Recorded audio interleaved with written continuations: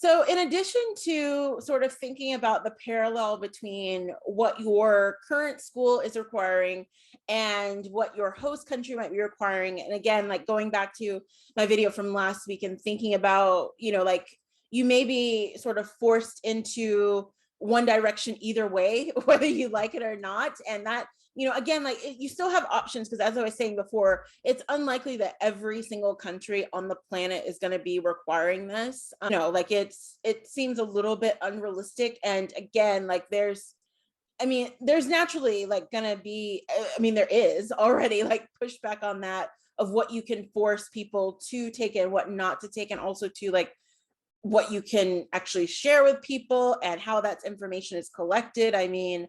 As I talked about, I think in a couple of videos ago, I sort of understand the logic right now in 2021 and 2022 of if someone is going to a large scale event of you wanting to see the information, but also too, there's a lot of concern about where that data is going. And so it's like, it's one thing if like, maybe you're just walking past and they have someone checking and you have it on your phone and they're able to just look at it and they can read it and they maybe check your ID. It's another thing if they're scanning something, and it's a big mess right now. That's basically the theme of 2020 and 2021, right? So I'm preaching to the choir. But the other sort of middleman that I kind of like to think about is what are these airlines and other modes of transportation going to be requiring too? Because that's another place where you may actually get caught up in. So maybe you might get lucky where it's like your university, your college, or even your independent program that you're studying with, they're like, we're fine, like we're not collecting that information right now, we're not interested in figuring out, but we're still going to be taking our own measures of whatever we feel is decent to us. So maybe they're going to be having it where every student has a single room once they get to the host country. Every student needs to be tested every week, whether or not they have the arm candy. Every student still needs to be in the face mask, whatever it is. Like, every program has the right to make up their own, and they have been doing that. Every college, every university, every high school, secondary school, pretty much around the world has been doing their own thing, as every country has. But when you think about, well, and then like maybe let's say like the host country that you're traveling to, they're kind of the same thing. Like we're not going to be requiring that for people coming in, like, but we do want people to maybe quarantine for a certain amount of time once they get here. And we want people to be tested every week. We want to rely on programs to have people tested every week, whatever it may be, who knows? But then maybe let's say that the airlines come out and say, actually, we want everyone to have the arm candy. Or, maybe these train companies, particularly in places like Europe, let's say like Eurostar comes out and says, we want everyone, tested for this. We want everyone, to have the arm candy. Or, maybe it's, I don't know, maybe you're doing a semester at sea and all of a sudden like a company like that says, we want everyone to do it. I think that is kind of another like layer of it that people haven't necessarily thought about. Right now, depending on where you are, we're very lucky, particularly in the West, that is not the case. And I haven't really seen a country where like the transportation companies have jumped in and said for passengers that will be required. Now, I know that particularly here in the US, there are a lot of airlines, and I think Amtrak as well, our train company, is looking to have the employees have that. But it gets into a different layer again when you're trying to ask passengers who are coming from different places, live in different places, all of that. And I can't imagine that wouldn't be the same internationally. But that's going to be really interesting because it's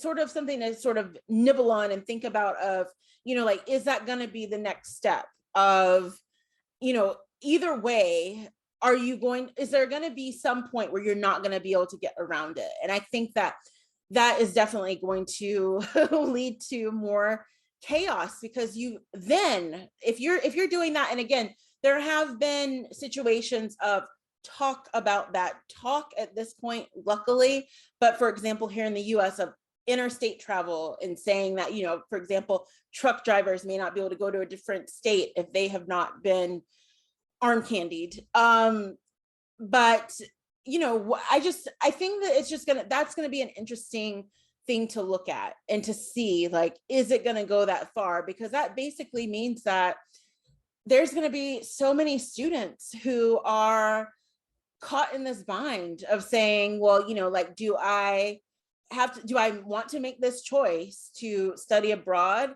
and end up having to get the arm candy, even though I, either don't want to get it for religious reasons, for personal reasons. Maybe you actually have a medical condition that you can't get it.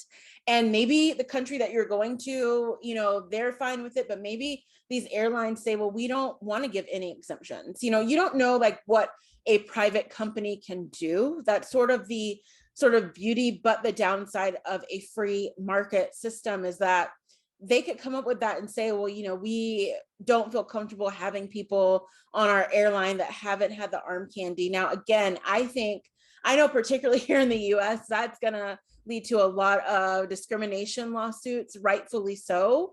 Because again, how can you judge that in that way? When we've also found that, not diving too deep, but that there haven't been huge outbreaks on things like airplanes. We've seen that over these 18 months, but it's going to be interesting to see. But I'm just thinking from perspective of a study abroad student is, like that could be something that could hinder you. I think that also too, I didn't mention this part in the main video last week, but also just thinking about for visas as well. And that's, visas are a huge part of study abroad always.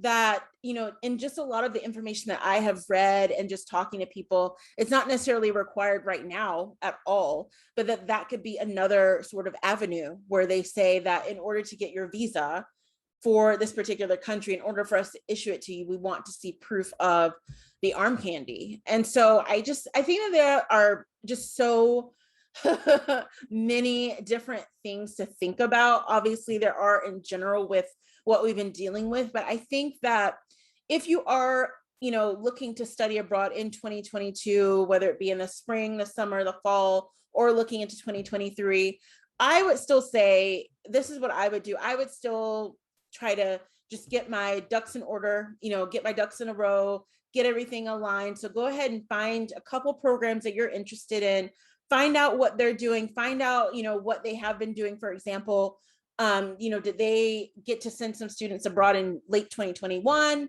Like what are their projections for 2022? What are their plans? What are their expectations around the arm candy and around other things related to this health crisis, in addition to the other things that you want to know about them, right?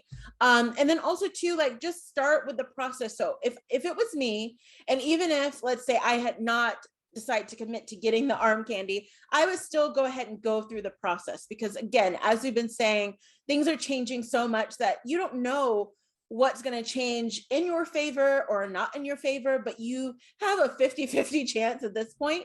And so go ahead, fill out the application, submit everything you need to do. If there's a fee, go ahead and pay that. Go ahead and, work with the program that you're doing. If you need additional help, I also offer study abroad advising. I would love to work with you. I've been working with quite a few students over the past year now as they figure out what they wanted to do. And obviously there was a little bit of a slowdown even in early 2021, but a lot of students that I've been working with now are currently studying abroad, even if it's in a modified way. So if you're interested in working with me or booking a session with me, you can plug the link that is on your screen right now into a search engine, or click the one that is in the description box. But I think that those two things are just something that I want to follow up on, of what these transportation companies are going to do, and also too, like, what are the requirements going to be related to visas. Now, I did say in the previous video from a couple weeks ago that in a way it is not uncommon for schools, universities, organizations, independent, nonprofit, for study abroad to ask for immunization records. That is not something that is uncommon. I remember myself, I had to submit all those things. But I think that the one sort of ordeal and, kind of hold up with the people, not people that have decided that it is not for them, but for people that have decided at this particular time, maybe they just want more, testing. Maybe they are what a lot of people are calling the wait and seers. Maybe, you know, where it's like they're going to wait, they want to wait and see what the long-term effects are going to be. Maybe, you know, you're a young woman and you're still concerned about not having enough data on what it might do in terms of, you know, future reproduction, whatever it is. Again, as I said in my previous video, despite what people say, and despite the lack of nuance in this conversation, there are a variety of people all meeting in one place.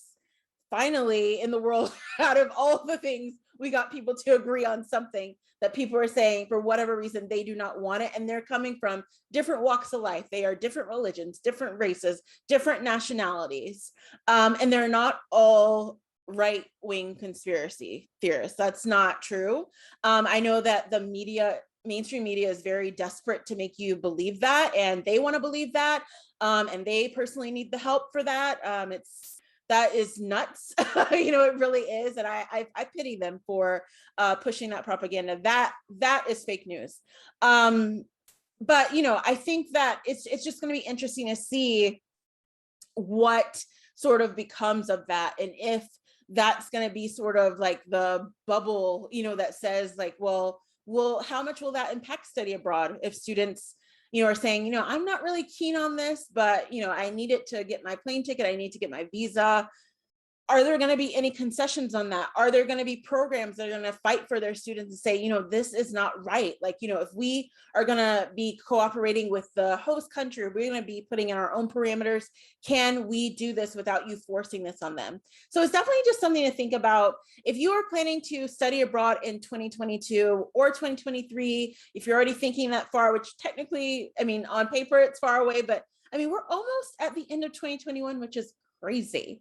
It's like we made it, but we're still here. Like we're still in Crazyville somehow. Like I don't know. Like I think that obviously this time last year we're like, oh, you know, like this is, you know, it's getting better. It's, you know, we're moving along, and it's almost like we're Groundhog's Day, right? But we're gonna be okay. I hope that everyone has had a great sort of end of summer, getting ready for fall. So excited for the cool weather and all of that stuff.